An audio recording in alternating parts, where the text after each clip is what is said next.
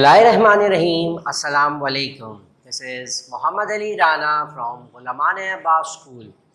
Today we are doing our SLO numbers 13 to 1 and 13 to 2 from our chapter number 13 electrostatics.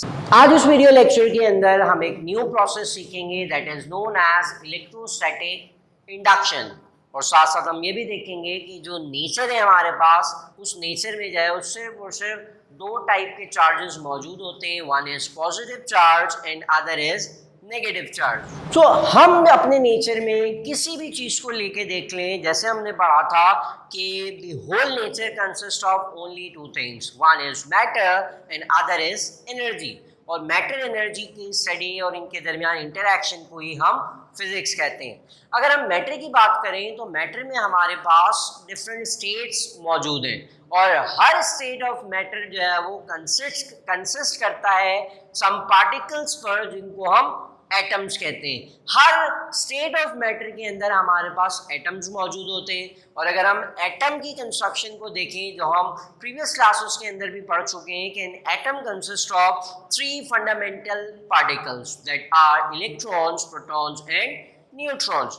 Neutrons और protons को देखें तो they exist within the nucleus that consist of positive charge, while the negative charge electrons revolve around the nucleus. So nucleus जो है वो positively charge होता है because वहाँ पर प्रोटॉन्स मौजूद है, और एटम्स न्यूक्लियस के जो बाहर वाला सराउंडिंग हिस्सा है वो वहाँ नेगेटिवली चार्ज इलेक्ट्रॉन्स रिवॉल्व करते हैं। सो एटम को देखें तो एटम ओवरऑल जो है वो एक न्यूट्रल क्वांटिटी, न्यूट्रल एंटाइटी है।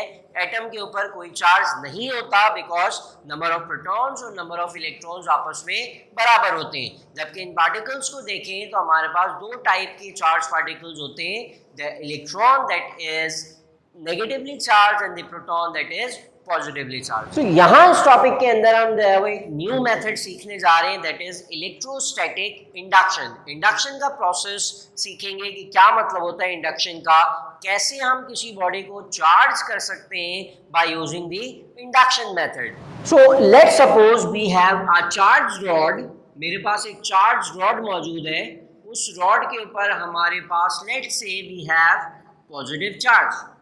एक रॉड जो है वो पॉजिटिवली चार्ज्ड है, और and we know that positively charged means कि इस रॉड के ऊपर जो है वो नंबर ऑफ पॉजिटिव चार्जेस ज्यादा हैं या नंबर ऑफ नेगेटिव चार्जेस कम है। इसका मतलब ये नहीं होता पॉजिटिव चार्ज का कि इस रॉड के अंदर नेगेटिव चार्ज मौजूद नहीं है। पॉजिटिवली चार्ज का मतलब ये होता है कि उसके अंदर number of positive charges as compare to negative charges ज्यादा है।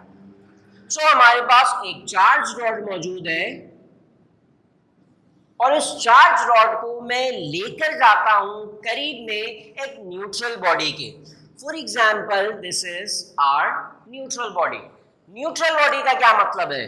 न्यूट्रल बॉडी का मतलब है कि एक ऐसी बॉडी जिसके अंदर number of positive charges and number of negative charges बराबर हो। So overall this body is neutral. One more thing about a neutral body is that कि न्यूट्रल बॉडी के अंदर number of positive and negative charges are not uniformly distributed. वो जो है वो uniformly distributed नहीं है कि एक एंड पे पॉजिटिव होंगे, फिर इधर नेगेटिव होंगे, फिर यहाँ पॉजिटिव, फिर यहाँ नेगेटिव। पॉजिटिव नेगेटिव पार्टिकल जो है वो अरेंज्ड होते हैं रैंडमली इस न्यूट्रल बॉडी के अंदर। सो जब मैं इस चार्ज बॉडी को इस न्यूट्रल बॉडी के करीब लेकर आऊं, चार्ज बॉडी को न्यूट्रल बॉडी के करीब लाने से क्या होगा, लेट्स से यहाँ पर पॉजिटिव नेगेटिव पार्टिकल जो है वो रैंडमली इस तरह से अरेंज्ड है। इस बॉडी के अंदर नेगेटिव और पॉजिटिव चार्जेस दोनों मौजूद थे। जब मैं एक चार्ज रॉड को इस न्यूट्रल बॉडी के करीब लेकर आया, क्या हुआ, तमाम जो नेगेटिव चार्जेस इस बॉडी के अंदर मौजूद है वो अट्रैक्ट होके इस बॉडी के इस एंड की तरफ आ जाएंगे, जिसकी वजह से ये होगा कि इस बॉडी का जो ऑपोजिट एंड है वो पॉजिटिवली चार्ज हो जाएगा। Let's say negative charges attract होने के बाद इस एंड पर आ गए, और पॉजिटिव चार्ज जो है वो दूसरे एंड पर। तो ये हमारे पास कुछ सिचुएशन हो जाएगी इस न्यूट्रल बॉडी के अंदर। सो क्या ये न्यूट्रल बॉडी अब चार्ज हो गई है? Obviously this body, neutral body, is not charged. क्यों चार्ज नहीं हुई? Because there is no transfer of charge that has taken place in that neutral body. इस neutral body में कोई transfer of charge नहीं हुआ है, ना नेगेटिव चार्ज उसमें एंटर हुआ है, ना नेगेटिव चार्ज उस बॉडी में से बाहर निकला है। जस्ट क्या हुआ यहाँ पर कि इस न्यूट्रल बॉडी में जो टोटल चार्जेस मौजूद थे वो डिस्प्लेस हो गए। एक टाइप ऑफ चार्ज एक एंड पर, the second type of charge दूसरे एंड पर। सो ओवरऑल ये बॉडी अब भी न्यूट्रल है, बट प्रीवियस न्यूट्रल बॉडी और अब इसके अंदर क्या फर्क है? पहले बॉडी के अंदर जो चार्जेस थे वो डिस्ट्रीब्यूटेड थे, रैंडम थे।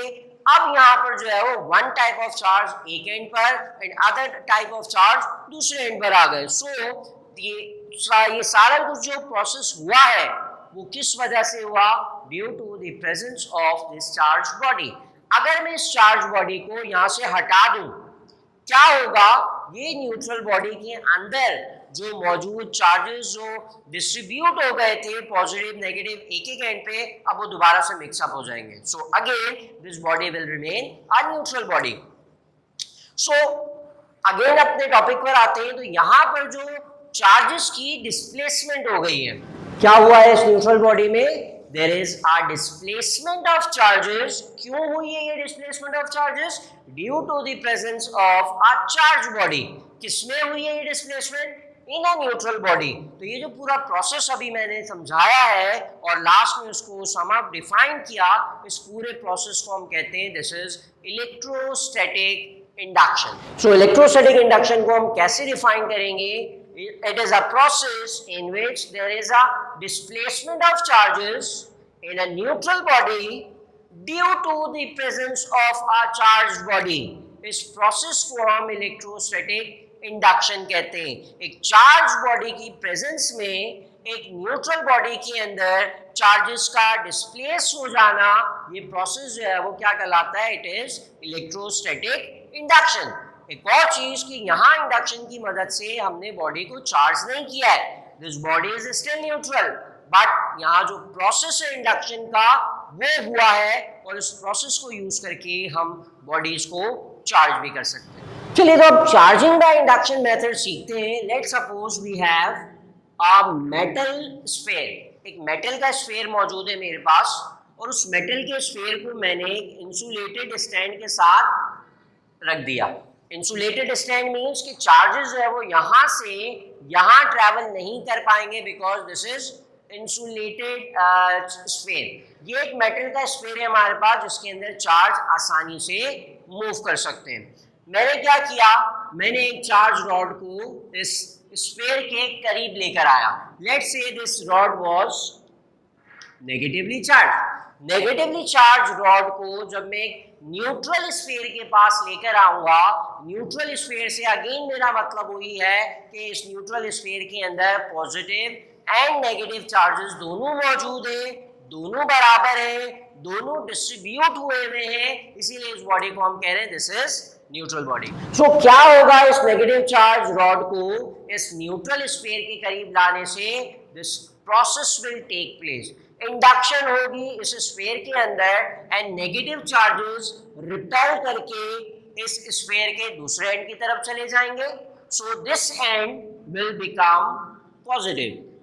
ये जो एंड है स्फीयर का ये पॉजिटिव हो जाएगा, दूसरा एंड जो है वो नेगेटिव हो जाएगा। So in short this sphere is not charge but this sphere is induced. क्या हुआ इस एक्सपेरिमेंट के अंदर, इस एग्जांपल में, कि चार्ज रॉड की प्रेजेंस में एक न्यूट्रल स्फीयर जो है वो इंड्यूस हो गया।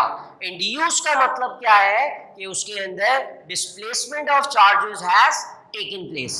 सो यहाँ तक हमने एग्जांपल्स में देखा कि हम किस तरह से एक चार्ज बॉडी की मदद से एक न्यूट्रल बॉडी को इंड्यूस कर देते हैं। और इंड्यूस होने के साथ हमने ये भी देखा कि इंड्यूस होने का ये मतलब नहीं होता कि वो बॉडी चार्ज हो गई है। इंडक्शन की मदद से हम चार्ज कर सकते हैं बॉडी को, बट जरूरी नहीं है कि इंडक्शन से वो बॉडी चार्ज हो जाए। लाइक यहाँ इंडक्शन हो रही है, बॉडी इंड्यूस हो गई, यहाँ इंडक्शन हो रही थी, बॉडी इंड्यूस हो गई, बट बॉडी चार्ज नहीं हुई थी। तो एक और एग्जाम्पल हम देखते हैं। उस एग्जाम्पल के अंदर हम बॉडी को चार्ज करेंगे कि वो बॉडी जो है वो इंडक्शन की मदद से चार्ज हो गई। इसी तरह की एक एग्जांपल देखते हैं। यहाँ पर एक स्फीयर मौजूद था मेरे पास, जिसमें चार्ज रॉड की प्रेजेंस में ये जो स्फीयर था उसको हमने इंड्यूस कर दिया। सो लेट सपोज हमारे पास यहीं पे देख लेते हैं कि एक और स्फीयर मौजूद हो। एक और स्फीयर मेरे पास मौजूद है जो कि स्फीयर ए के करीब रखा हुआ है मैंने। तो जिस तरह से इस रॉड की वजह से ये स्फीयर इंड्यूस हो गया था, तो इसके करीब जो मौजूद एक और मेटल का स्फीयर है, इस स्फीयर की वजह से वो भी इंड्यूस हो जाएगा। यहाँ जो तमाम नेगेटिव चार्जेस हैं, इस स्फीयर बी के अंदर मौजूद नेगेटिव चार्जेस को रिपेल करेंगे और रिपेल करने की वजह से नेगेटिव चार्जेस दूसरे एंड पर और ये वाला एंड जो है वो पॉजिटिव हो जाएगा। सो ये दोनों स्फीयर जो है वो एक तरह से इंड्यूस हो गए due to the presence of this rod. इसी एग्जांपल को अब हम कुछ इस तरह से ले लेते हैं कि let's say we have two spheres that are touching each other, और दोनों स्फीयर्स को हमने एक इंसुलेटेड स्टैंड के ऊपर प्लेस कर दिया। दोनों स्फीयर्स जो है वो न्यूट्रल है और इन दोनों स्फीयर्स के अंदर जो नंबर ऑफ चार्जेस हैं वो बराबर है। इस एक्सपेरिमेंट में और इस एग्जाम्पल में क्या फ़र्क है, यहाँ स्फीयर हमारे पास सेपरेटेड थे, जबकि यहाँ हमने स्फीयर्स को एक दूसरे के साथ टच कर दिया। टच करने से क्या होगा, transfer of charge will take place. Charge जो है वो ट्रांसफर होंगे एक स्फीयर से दूसरे स्फीयर में। यहाँ चार्ज ट्रांसफर नहीं हो पाएगा बिकॉज देयर इज एयर और there is insulator between A and B. So let's say we brought a negatively charge rod near the sphere A. Sphere A के करीब जो है वो हम एक नेगेटिवली चार्ज रॉड को लेकर आए। क्या होगा इससे कि सारे नेगेटिव चार्जेस रिपेल करेंगे और रिपेल करने के बाद इस एंड के ऊपर जमा नहीं होंगे जैसे उस एक्सपेरिमेंट में हो रहा था, बिकॉज आगे जगह नहीं थी जाने की, बीच में इंसुलेटर आ गया था, इसलिए चार्जेस और आगे नहीं जा सक रहे थे। यहाँ पर क्या होगा कि रॉड नेगेटिव चार्जेस को रिपेल कर देगी और रिपेल करने से तमाम नेगेटिव चार्जेस यहाँ पर आना शुरू हो जाएंगे, जिसकी वजह से ये जो स्फीयर ए है वो पॉजिटिव हो जाएगा। अब पॉजिटिव चार्ज तो मूव नहीं कर सकता, ये हमें पता है, तो ये जो स्फीयर है वो पॉजिटिव क्यों हो गया, बिकॉज यहाँ पर अब नंबर ऑफ पॉजिटिव चार्जेस ज्यादा हो गए। यहाँ के कुछ नेगेटिव चार्जेस बी में चले गए, जिसकी वजह से यहाँ पॉजिटिव चार्जेस ज्यादा हो गए। अब अगर मैं इस रॉड को यहाँ से हटा दूं, रॉड को हटाने से क्या होगा, क्या अगेन ये चार्जेस ए और बी के अंदर ही रहेंगे? नहीं रह सकते, बिकॉज ये जो transfer of charge that has taken place, it is due to the presence of this rod. Rod को अगर मैं हटा दूं तो ये चार्जेस दोबारा से मिक्सअप हो जाएंगे and they will make again these two spheres A and B as neutral body. So right now these two bodies are charged. क्यों charged है? Because transfer of charge has taken place. From sphere A there is a transfer of negative charge. In sphere B there is a gain of negative charge. तो जहाँ से negative charge transfer हुआ है, it has become positive, and जहाँ पर negative charge enter हो गया है, this body has become negatively charged. So अब हम क्या करते हैं, हम इन दोनों spheres को separate कर देते हैं. One more thing, charges यहाँ से move नहीं हो सकते because as I have mentioned in the starting that this is insulated stand. So charges यहाँ से move नहीं कर पाएंगे. So अब मैंने क्या किया, इन दोनों स्फीयर्स को एक दूसरे से सेपरेट कर दिया. सेपरेट करने से क्या होगा, तो ये मेरे पास negative charge rod as it is मौजूद है, मैंने उन दोनों स्फीयर्स को सेपरेट कर दिया. सेपरेट करने के बाद अब अगर मैं इस रॉड को यहाँ से रिमूव कर दूं तो क्या अब ये दोनों स्फीयर्स अगेन न्यूट्रल हो सकते हैं?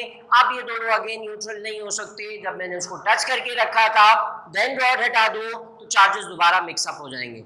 यहाँ दोनों मिक्सअप नहीं हो सकते again because there is a insulating medium. यहाँ एयर मौजूद है, चार्ज जम करके दूसरे स्फीयर में वापस जाकर दोनों बॉडीज एक दूसरे को न्यूट्रल नहीं बना सकती. तो ये था हमारा लेक्चर जिसमें हमने इलेक्ट्रोस्टैटिक इंडक्शन सीखी. We saw that there are two type of charges, one is positive and the next one is negative. यहाँ हमने इंडक्शन के प्रोसेस को समझा और साथ साथ जो है कुछ एग्जाम्पल्स को लेके हमने एक न्यूट्रल बॉडी को इंड्यूस करके दिखाया। फिर फाइनली लास्ट में हमने एक एक्सपेरिमेंट की मदद से दो बॉडीज को इंडक्शन की मदद से किस तरह से चार्ज करते हैं वो एक्सपेरिमेंट हमने यहाँ पर एक्सप्लेन किया। So that is it for today's class. इंशाल्लाह I will see you in the next video lecture with another topic from electrostatics. Till then, this is Muhammad Ali Rana taking off from this class. Allah Hafiz.